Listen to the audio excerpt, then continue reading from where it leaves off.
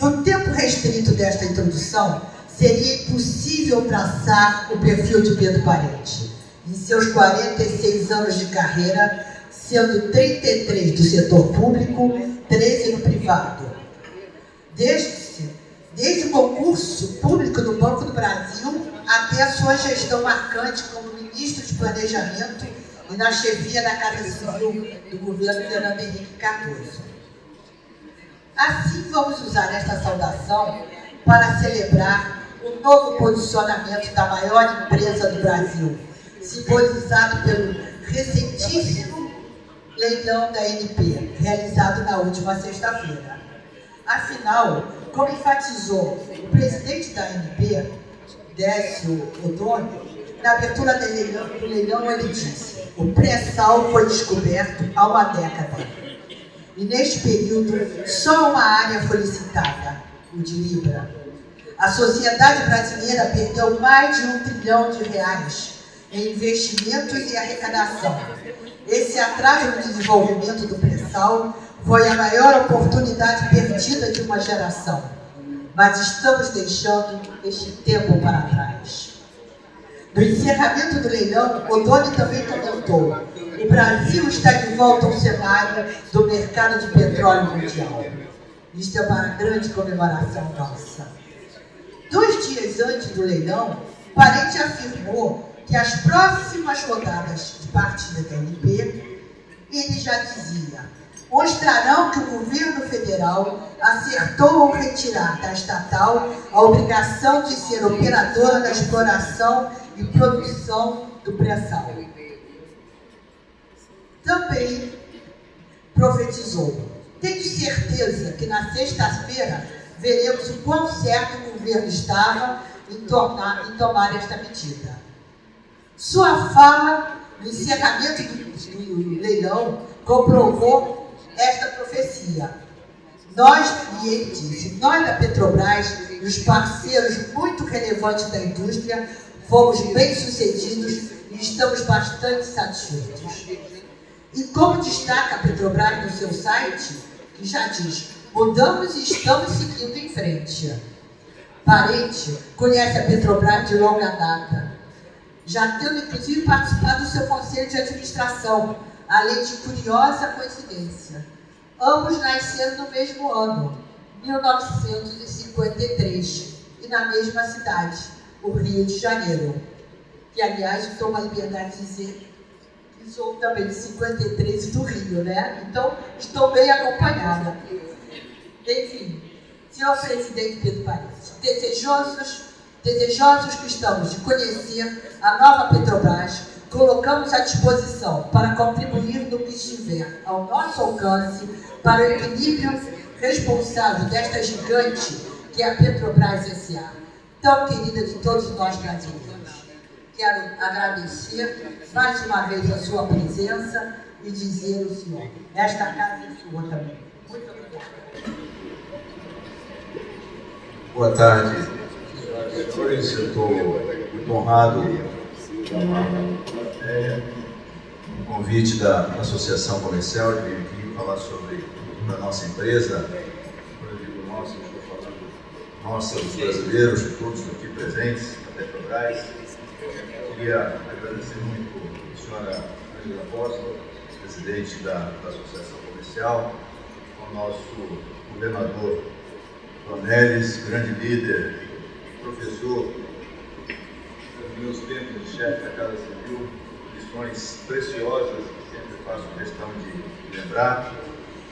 O senhor Humberto Mota, também companheiro de outros tempos, os senhores cônsules gerais da Noruega, do Canadá e da França, e o José Antônio Nascimento Brito, também conhecido de longo tempo. Vejo na plateia autoridades, personalidades, amigos, vejo muita gente aqui próxima, sinto feliz uma vez mais de estar aqui presente e poder falar da nossa Petrobras, da retomada da nossa empresa e do setor de óleo e gás no Brasil.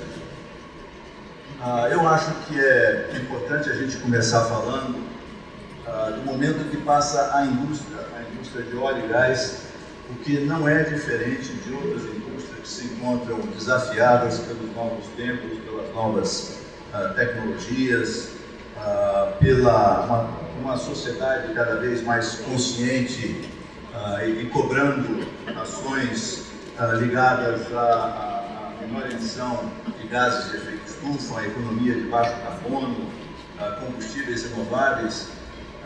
E vocês observem nesse quadro apenas um dos sinais de problemas, que é a redução do preço do Brent, né?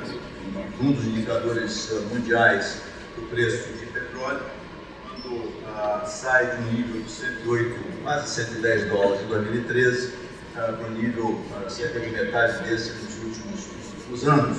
No lado direito deste quadro, vocês observam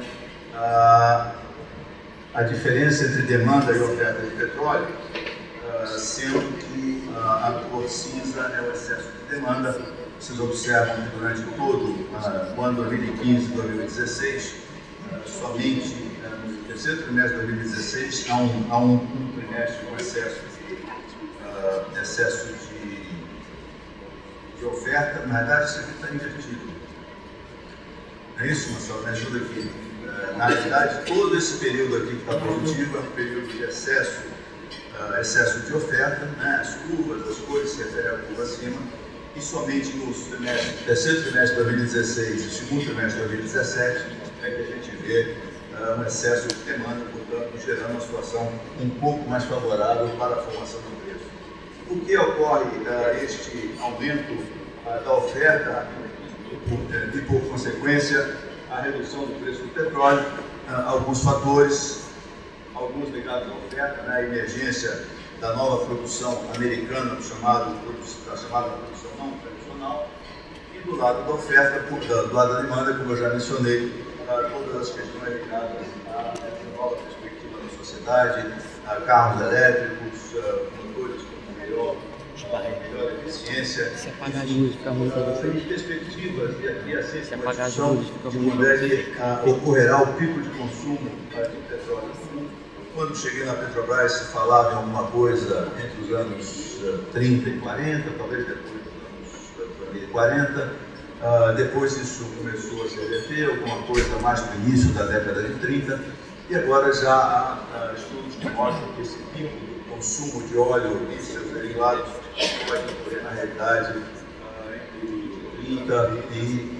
É este o desafio que a nossa indústria tem que enfrentar, e é um desafio para o qual temos que preparar a Petrobras, embora o pré-sal neste desafio nos ajuda bastante. Eu vou voltar a esse tema posteriormente.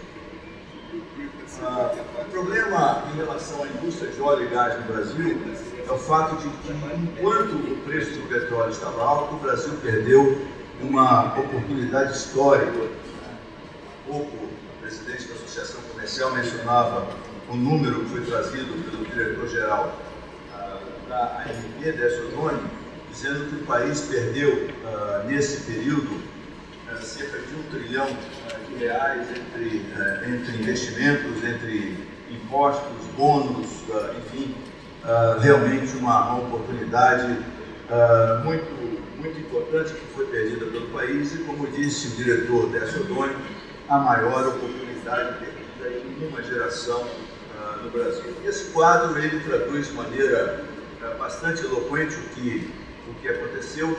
Em 5 anos não tivemos rodadas de leilões no país, de 2008 a 2013. O pré-sal foi descoberto há cerca de 10 anos, apenas um leilão aconteceu, que foi do Campo de Libra. E vocês observem, portanto, aí a queda vertiginosa dos postos exploratórios concluídos nesse período.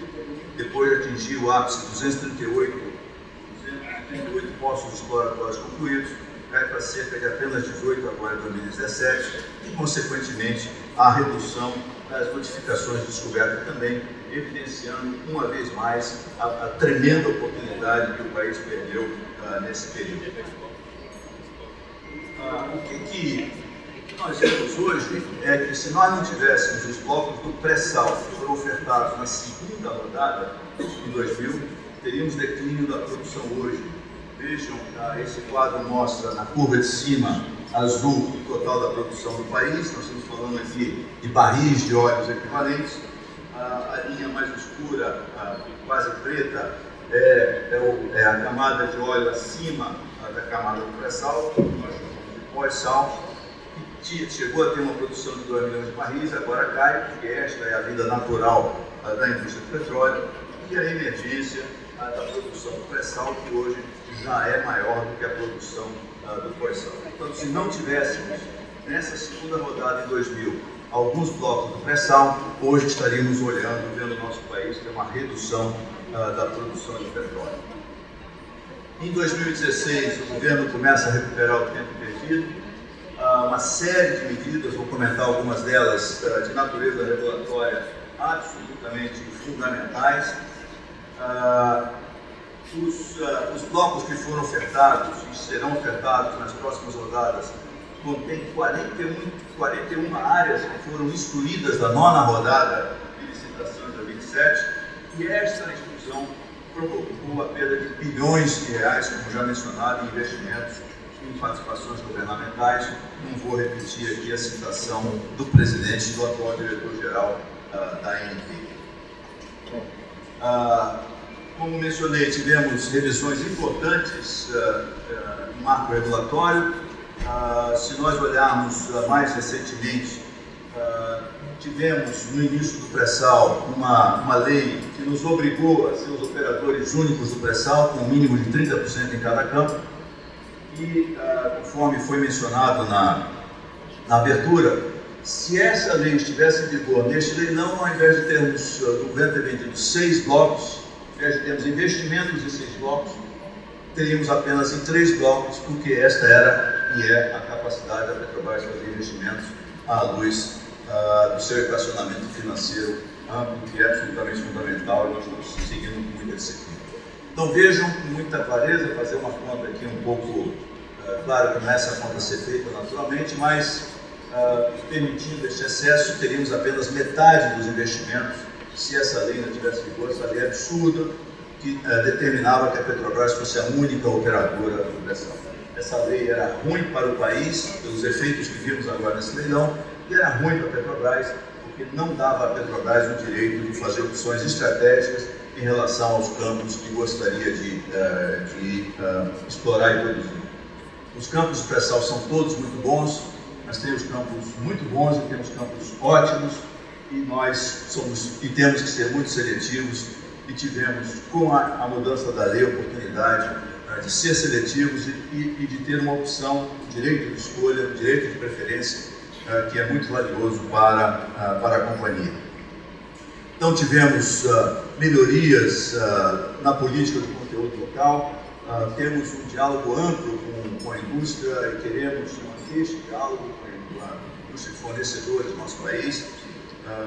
Acima de tudo, eu gostaria muito que a gente tivesse o maior conteúdo local possível. Sou brasileiro, gostaria de ter isso, mas temos que ser racionais e entender que às vezes não temos as melhores condições, nem os melhores preços para poder produzir no nosso país, e essa é a discussão que tem que ser feita de forma racional e sem dogmas, e nós estamos inteiramente abertos a fazer isso. Tivemos melhorias no arcabouço regulatório de gás natural, que permitiu inclusive que a Petrobras fizesse um desinvestimento importante. Temos previsibilidade nas rodadas de licitação, quer dizer, o governo anunciou as rodadas para 2017, para 2018 e para 2019, e temos a renovação do REPET, no meu modo de ver, de uma maneira aperfeiçoada e muito melhor, tanto para as empresas instaladas no país, como aquelas que pretendem vir se instalar aqui. Então, revisões importantíssimas no setor onde o governo deu sinais claros, decisivos, um sinal, uma direção muito clara. E eu quero aproveitar esse momento para fazer um registro aqui, eu diria, a sorte que o nosso setor teve de ter um ministro como o ministro Fernando Coelho Filho, uma jovem liderança política, que eu realmente quero registrar, muito determinado, uma pessoa que escuta, inclusive se prejudicou junto ao seu partido fazer a opção pelo país de não sair do governo, de continuar liderando essa área muito importante. elétricos, há pessoas aqui ligadas também ao setor elétrico, tenho certeza que concordam com a minha avaliação. Foi e é uma pessoa-chave nesse processo todo que nós estamos vivendo de óleo e gás, assim como a diretoria renomada da Agência Nacional de Petróleo. Vejam que a revisão da regulação garantiu um sucesso muito grande nos últimos leilões. Temos aí exemplos da imprensa internacional, só citar uma delas, Wall Street Journal, Brazil Holds, Most Successful Oil Auction. Tivemos a oportunidade de atrair parceiros importantes, como a Exxon, no último leilão a BP. Então, realmente é um novo momento para o setor de óleo e gás do país, e eu não tenho nenhuma dúvida que isso vai ter repercussões muito relevantes para geração de riqueza, geração de empregos, para a indústria de fornecedores, para os estados, especialmente o estado do Rio de Janeiro, o estado de São Paulo. Então eu acho e vejo muito otimismo esse novo momento no setor de óleo e gás no Brasil. A nossa empresa está se reposicionando, nós estamos recompondo o nosso portfólio exploratório.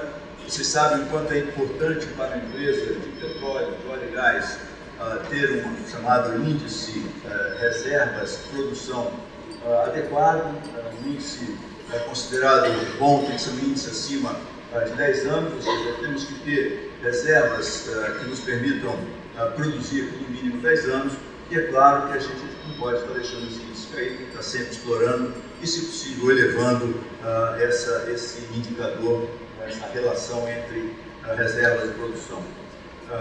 Nós, como eu disse, estamos trabalhando de uma maneira muito seletiva, escolhendo com muito cuidado onde queremos investir, exatamente porque vivemos simultaneamente a necessidade de recompor o nosso portfólio exploratório, a necessidade de continuar o nosso trabalho de desalavancagem da companhia, e nunca esquecendo um aspecto que eu vou mencionar na frente, o aspecto da segurança, que para nós é fundamental.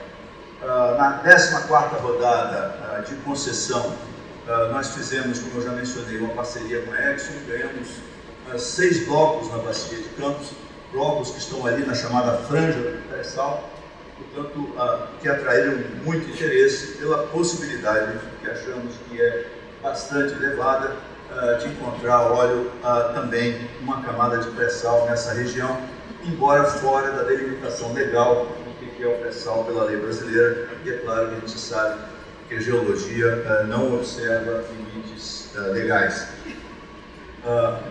Conseguimos esses 6 blocos com parceria com a Exxon, nós somos a operadora, como disse, tem potencial de pré-sal, e este setor foi o mais competitivo do leilão. Tivemos ofertas da Petrobras, da Exxon, da BP, da Shell, da Total, da Sinopec, que é uma empresa chinesa de grande porte, da Repsol e da Carum, mostrando um grande nível de competitividade.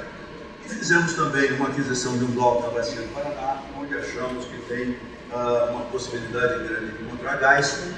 A exploração de gás é cada vez mais estratégica para as empresas de petróleo no mundo todo, porque o gás é considerado um combustível de transição entre a atual economia baseada nos hidrocarbonetos e a economia de baixo carbono.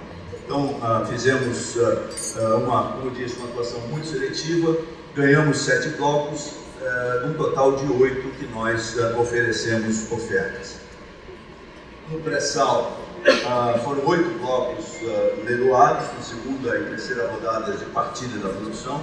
Uma discussão interessante que fazemos aqui na chegada sobre conveniências e inconveniências do modelo de concessão e de partilha da produção. Fizemos o processo de direito de escolha para essas 3 áreas, para o entorno de Sapinhoá, que é a segunda rodada, que é um processo de unitização de áreas, e na terceira rodada para Peroba e para Alto do Cabo Frio Central.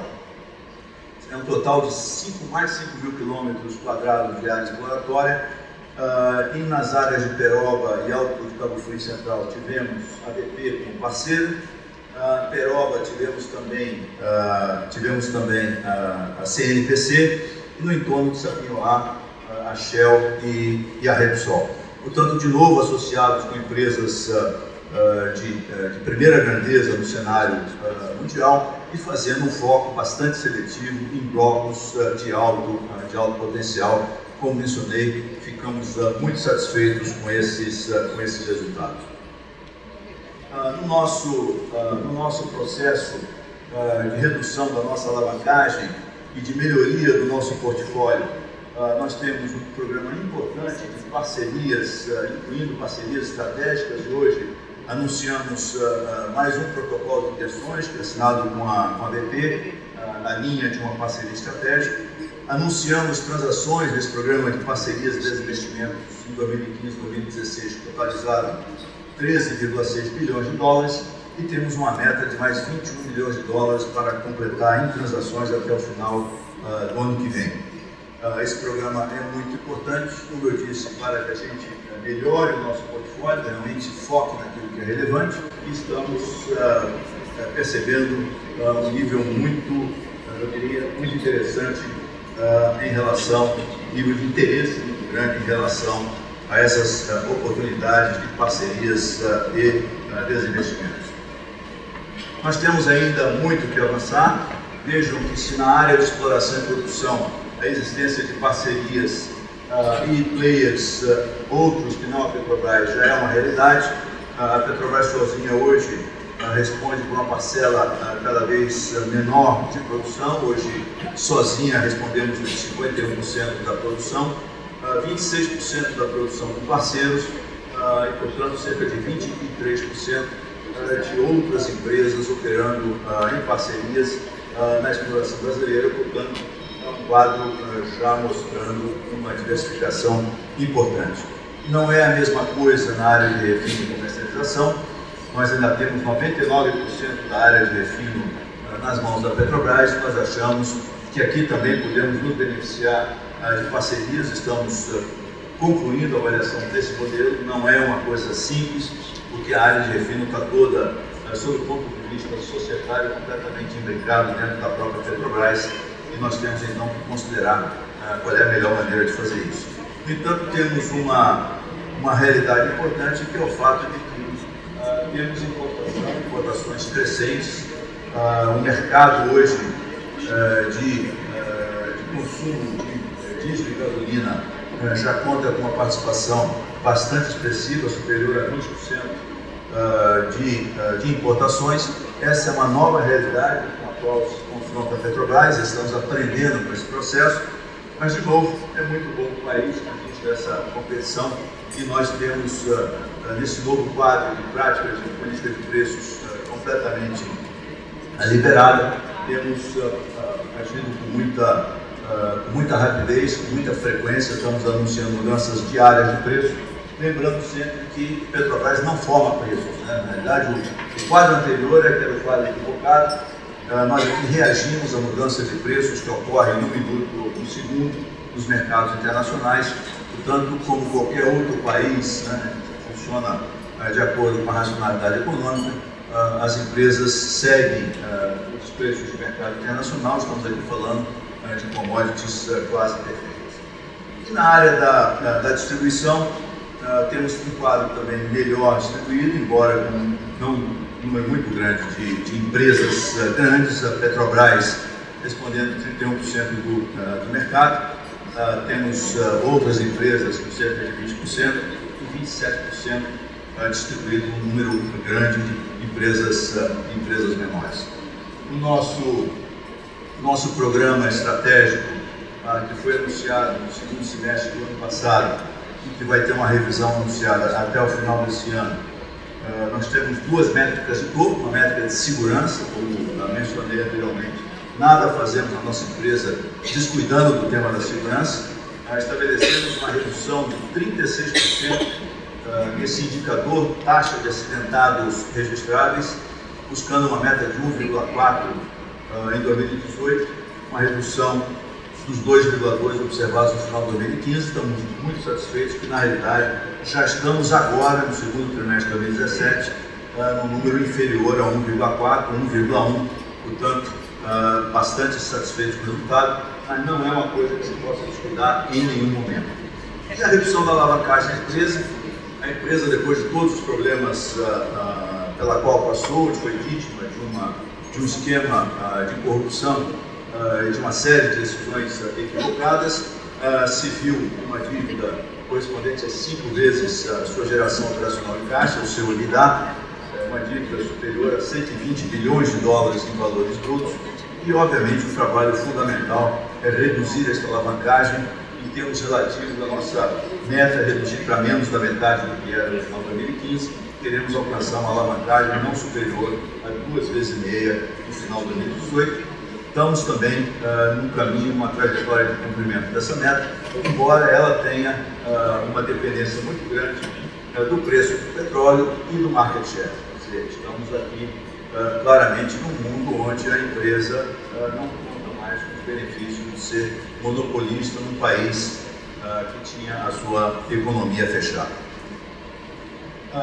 Observe nesse quadro, eu mencionei anteriormente uma série de decisões equivocadas.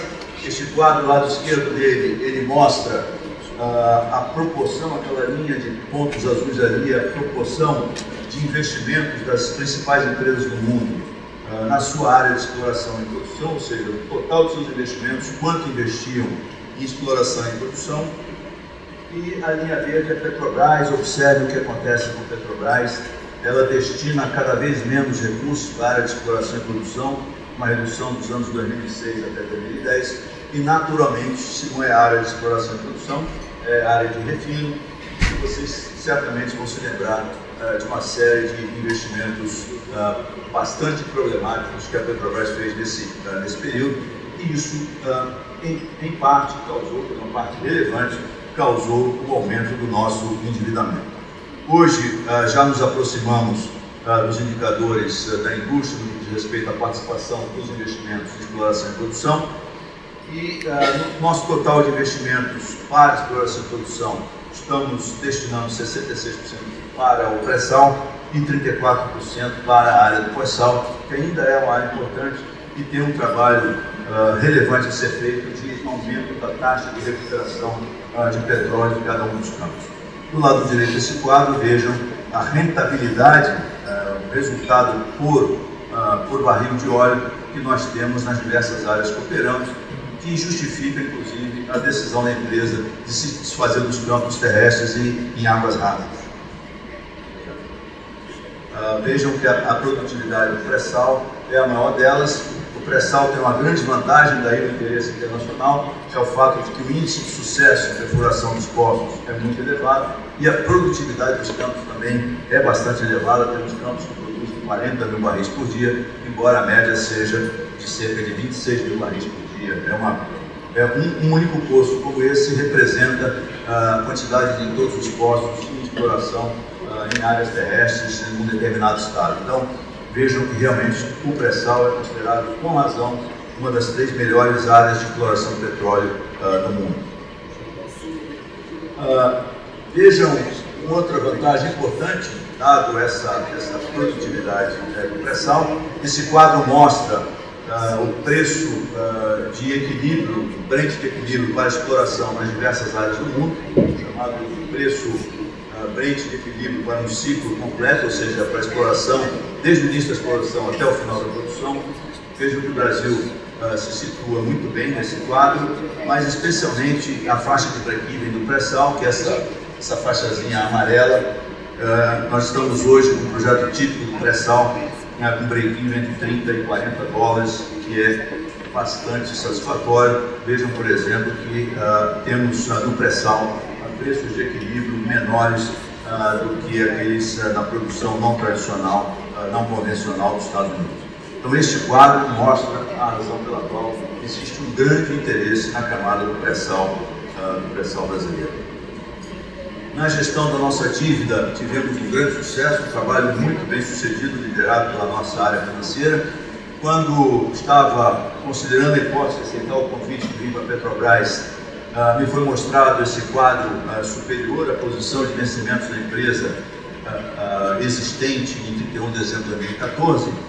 E uma dos analistas e das consultorias que conversei me apontavam para o ano de 2019 e mostravam, além desse vencimento de cerca de 20 bilhões de dólares em 2019, também quanto o mercado estava pedindo de remuneração para os papéis da Petrobras naquele ano, e obviamente tinha um spike, uma subida brutal naquele ano, e as consultorias me diziam: isso aqui significa que o mercado está precificando um default para a Petrobras no ano de 2019. A parte de baixo desse quadro mostra um excelente trabalho que foi feito chamado de liability management, a gestão do perfil da dívida, onde, por exemplo, os vencimentos de 2019 caíram a 2/3, os vencimentos de 2018, como sabemos, um ano importante porque tem eleições no Brasil a cerca de menos de talvez 40%, cerca de 40%, e com vencimentos estendidos ao longo do tempo, um trabalho bastante relevante para a nossa empresa. Naturalmente, não poderia deixar de mencionar o fortalecimento da nossa governança corporativa. Nosso Conselho de Administração hoje só temos, vamos qualificar bem isso, dos 9 conselheiros, 7 são independentes, não têm qualquer relação com o governo, não são de partidos políticos, não exercem funções do governo, e 2 são não independentes, porque um deles sou eu, que sou presidente da companhia, portanto sou não independente por definição, e a conselheira eleita pelos empregados, que também não é independente. Portanto, um conselho da Petrobras com esse nível de independência realmente é alguma coisa muito relevante e, eu diria, histórica. Nós temos hoje o nosso estatuto requerendo pelo menos 25% dos conselheiros sendo independentes, mas temos mudanças importantes, não apenas nessa área, mas também nas políticas de risco, de compliance, de sucessão. Temos um comitê minoritário para partes relacionadas, ou seja, nenhuma decisão da empresa que envolva, por exemplo, o seu acionista controlador, pode ser tomada sem que este comitê de minoritários ele tome uma decisão e pode vetar essa decisão da companhia, e esse veto só pode ser derrubado pelo Conselho Pleno com a maioria super qualificada. Então tem uma série de medidas que a empresa tomou, que nós viemos mencionando. Temos novos comitês estatutários, temos um canal de denúncia que é completamente independente, antes ele não era independente. Quando passou a ser independente, tivemos um aumento brutal no número de denúncias, naturalmente, porque quando não era independente, ninguém acreditava que o seu anonimato fosse mantido. Tivemos certificações recentes importantes, o Programa de Governança Corporativa de Empresas Estatais, e anunciamos também muito recentemente a decisão da empresa de se organizar para fazer parte do nível 2 de governança corporativa no mercado da B3. Portanto, uma série de medidas que são bastante importantes em termos de governança, e continuamos olhando isso com bastante atenção. Nós vemos nesse quadro o quanto esse trabalho que foi feito por um time dedicado, uma empresa que está voltada totalmente para a sua recuperação, já trouxe resultados importantes. Aqui tem uma comparação dos anos 2013 e 2016, a gente mostra que a tendência é extremamente favorável para 3 indicadores: o nosso resultado operacional de caixa, nosso EBITDA ajustado, a nossa margem EBITDA e o nosso fluxo de caixa livre. Vocês notem os 2 anos escolhidos, 2013, quando o Brent estava a $109, $110, nós tínhamos uma EBITDA da ordem de 63 bilhões de dólares, e agora, em 2016, com o Brent a menos da metade, a $44 por barril, fizemos um EBITDA da ordem de quase 90 bilhões de reais. Nossa margem de EBITDA naquele mesmo ano de Brent a 110 era da ordem de 21%. Hoje a nossa margem de EBITDA em 2016 com uma margem 50% superior, cerca de 31%. O nosso fluxo de caixa livre já pelo nosso segundo trimestre de 2017 representa o 9º semestre em sequência em que geramos fluxo de caixa positivo.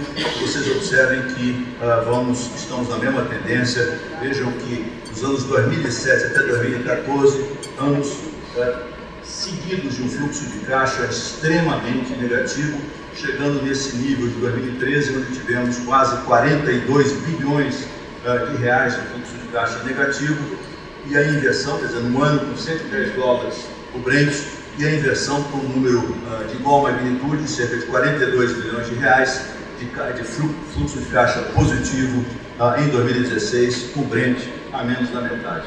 Então vejam que é realmente um processo de mudança bastante relevante, um turnaround bastante forte, está sendo realizado na empresa. O que precisamos fazer?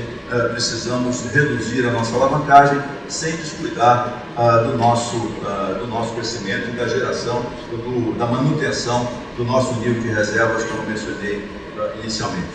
É um trabalho reconhecido por agências de ratings e por analistas, né, de sell-side e buy-side, que fazem suas recomendações.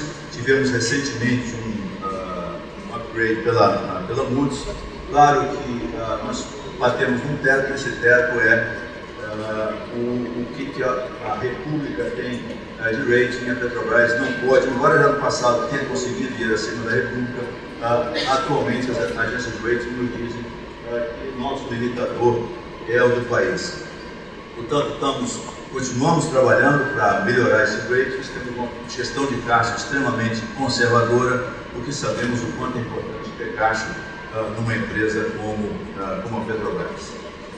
Portanto, para concluir a apresentação, eu acho que nós estamos autorizados a dizer que estamos no caminho certo, que estamos trabalhando muito firme para recuperar a nossa empresa, que a Petrobras está seguindo em frente. Vemos um avanço importante no marco regulatório no Brasil. Nossa empresa se reposiciona e foca nas suas forças, né? Foca em óleo e gás e também extraindo o máximo que pode da sua reconhecida capacidade técnica. E o nosso modelo de negócio é um modelo que é baseado em parcerias com grandes empresas internacionais, como mostrei, em cooperação com diversos players. Então, eu agradeço muito a atenção com a qual me escutaram e entendo que posso ficar aqui para responder algumas questões. Muito obrigado.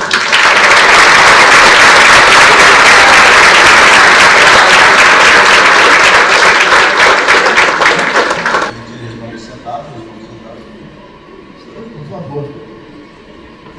A pergunta aqui é bem interessante, porque está nos jornais todo dia. A Petrobras está num processo de desinvestimento, mas a pergunta aqui é como você vê esse problema da judicialização desse processo de investimento da Petrobras com suspensão da venda de alguns ativos. Como mitigar esse risco, se é possível? Bom, eu acho que um grande número de, certamente algumas pessoas Desculpe, a pergunta do Fernando Paulista. Um grande número de pessoas aqui nessa sala já participou de outros processos de desinvestimento no âmbito do poder público, né, privatizações, e a gente sabe que é do jogo, a gente gosta ou não, e obviamente eu não gosto, mas é do jogo, a existência de uma atuação que, acima de tudo, é política, ela não é baseada numa visão, no meu modo de ver, uma visão que de fato aquilo ali tem um problema, é muito mais com o objetivo de retardar o processo, de estabilizar, mas é do jogo. Isso acontece no nosso país, aconteceu nas privatizações que foram efetuadas no tempo do presidente Fernando Henrique, aconteceu na Vale. No tempo da Vale, eu lembro que o leilão foi interrompido algumas vezes por liminares de uma direção, retomado por liminares de outra direção. O próprio leilão do pré-sal de sexta-feira, nós começamos o leilão com 2 horas e meia de atraso, pela existência de uma liminar concedida em Manaus, tá?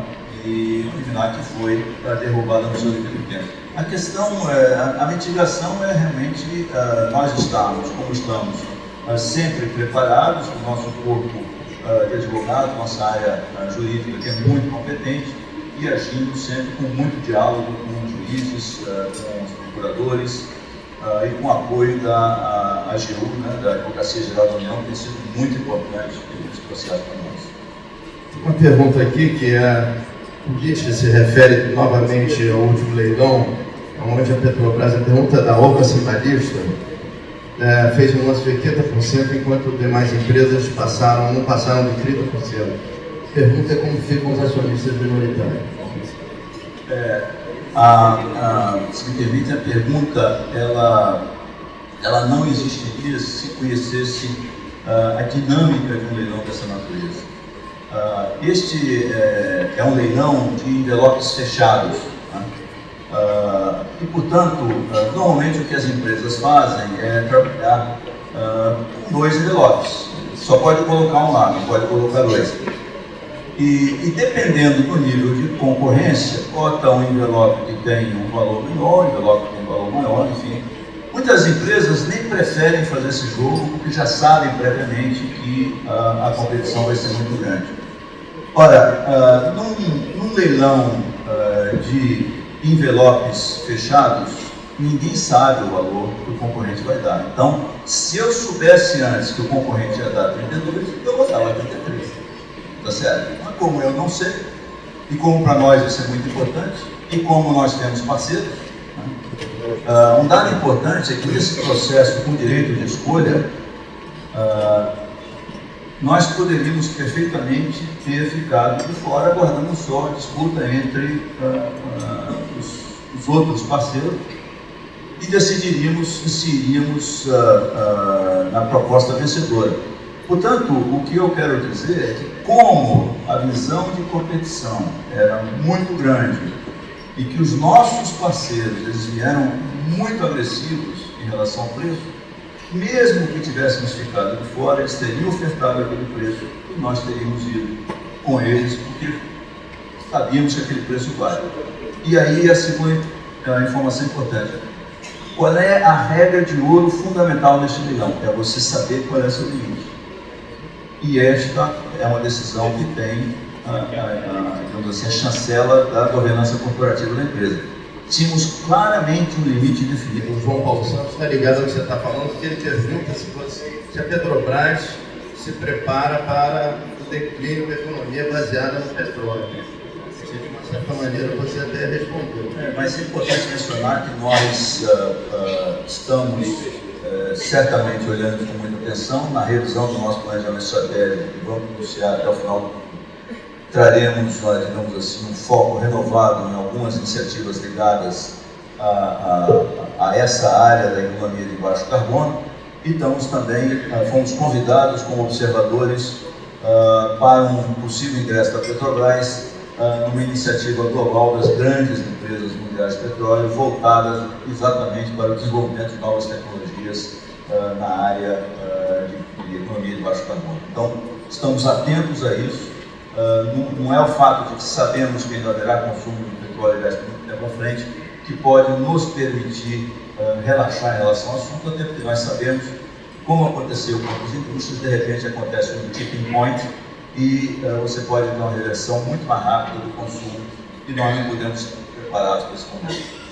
Eu tenho uma pergunta aqui da Natasha Franco, da TV Bandeirantes. Você, de uma certa maneira, também falou sobre isso, mas ela volta a perguntar sobre o último leilão, que, na opinião dela, mostrou uma recuperação da empresa. A pergunta é se hoje é possível se falar de uma retomada do crescimento a curto prazo da Petrobras. Se você quer falar um pouco mais sobre isso. Bom, nós temos um planejamento estratégico que mostra que nós vamos crescer a nossa produção no horizonte do plano anunciado, que é 2021, sair de um total de cerca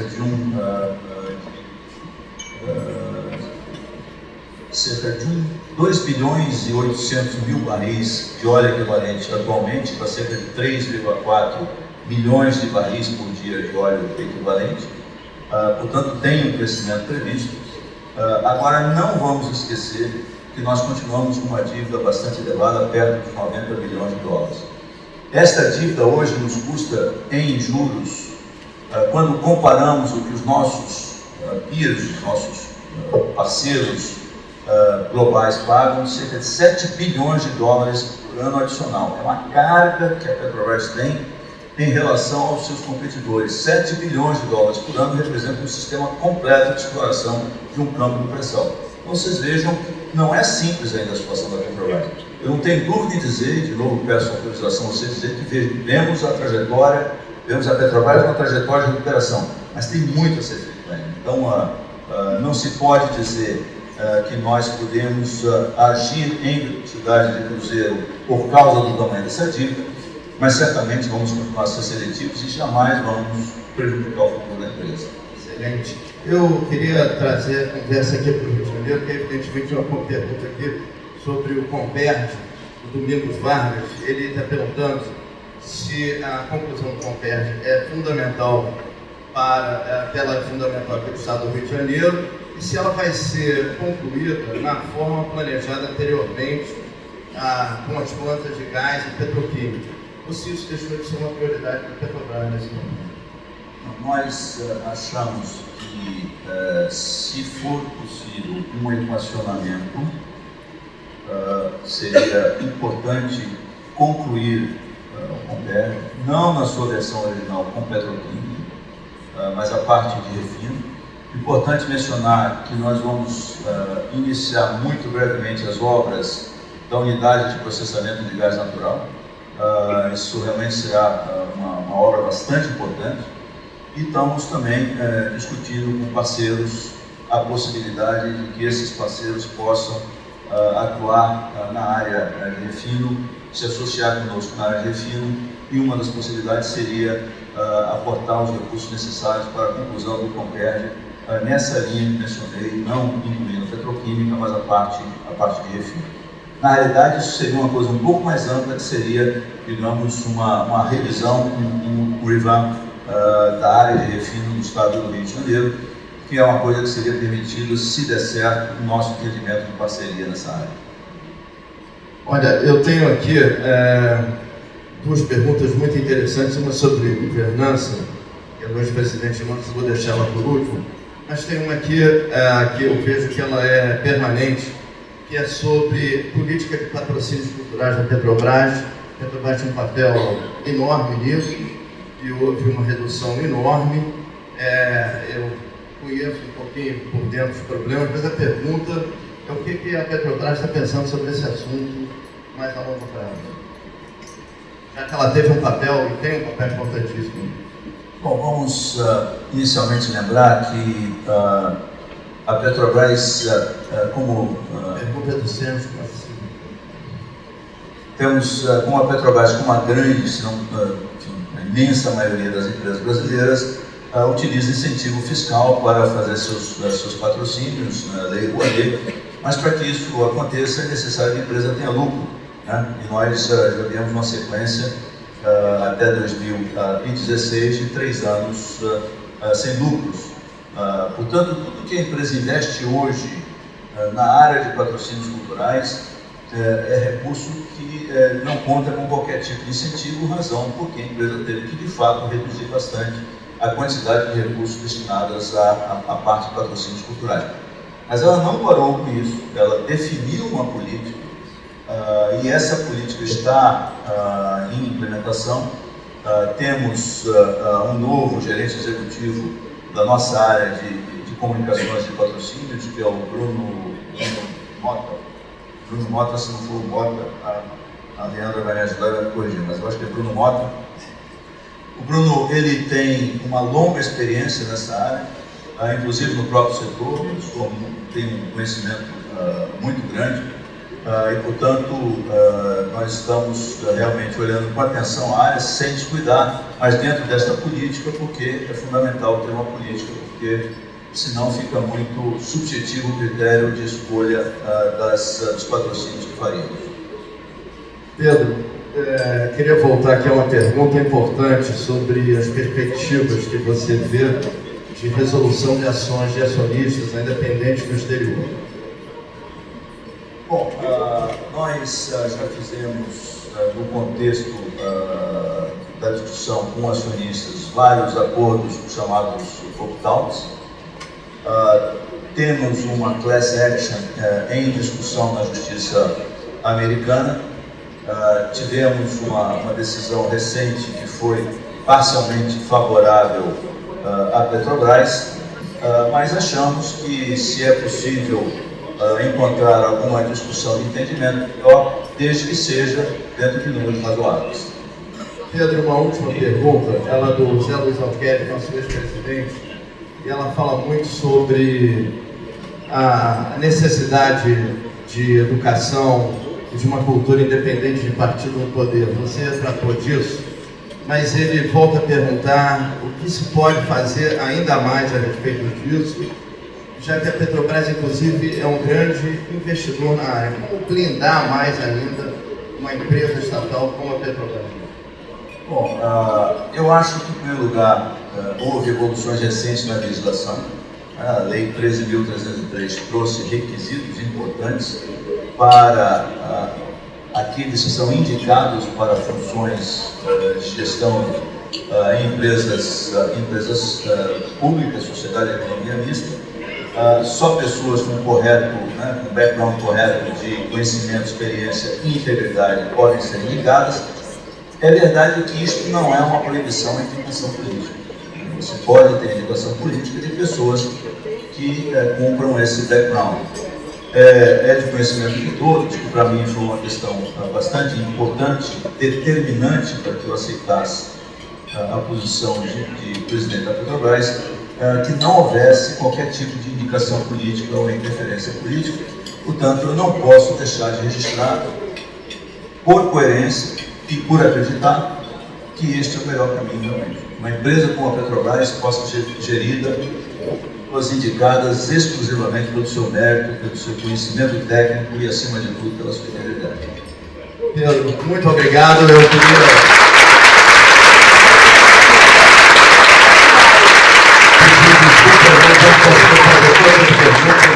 pedir em breve da Secretaria do presidente da Petrobras. Uma vez mais, muito obrigado. Queria passar a palavra para a nossa presidente, Angela Costa. Pedro, mais uma vez, gostaria de agradecer em nome dessa casa e dizer que realmente foi bastante esclarecedor. Como sempre, você é um homem didático, um homem de qualidade, um homem de competitividade. E eu acho que nós não poderíamos estar melhor com a Petrobras. Muito obrigado pela sua presença e bom almoço para todos.